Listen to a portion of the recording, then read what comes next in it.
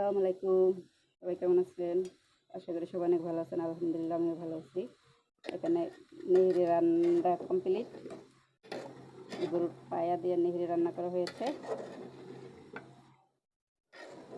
দেখুন গাইস, কত সুন্দর গলে গেছে, সিদ্ধ হয়ে গেছে। এই যে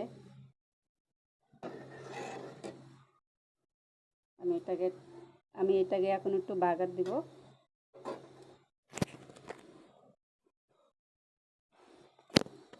এখানে আমি পেঁয়াজ কেটে নিয়েছি, তেলে দিয়ে দিলাম।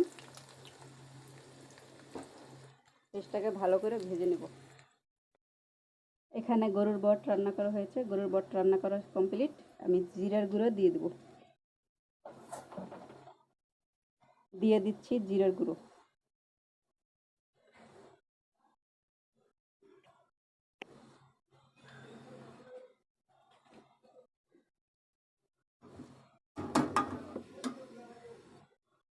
আর এখানে আমি চুলায় পেঁয়াজ বসিয়েছি। পেঁয়াজটাকে ভালো করে লাল লাল করে ভেজে নিব।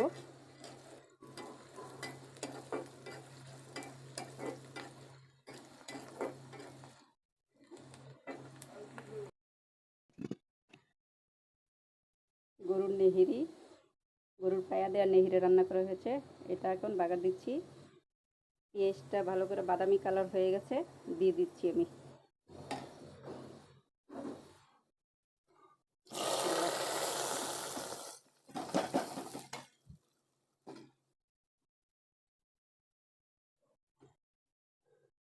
তার সাথে দিয়ে দিচ্ছি এখানে জিরার গুঁড়ো, ভেজে রাখা জিরার গুঁড়ো।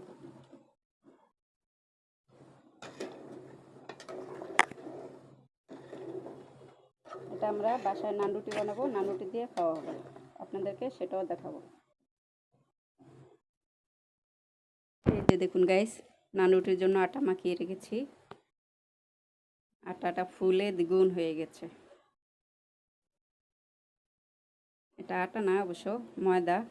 এখানে দেওয়া হয়েছে ইস্ট, লবণ, চিনি, দুধ এবং সয়াবিন তেল। এটা দিয়ে মাখিয়ে রেখেছি, প্রায় 1 ঘন্টা হয়ে গেছে। তাই এটা ফুলে দ্বিগুণ হয়ে গেছে।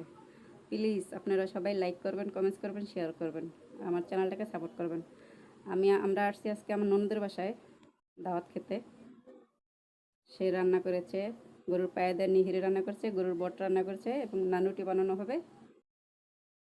নান রুটি যখন বানাবো সেটাও আপনাদেরকে দেখাবো।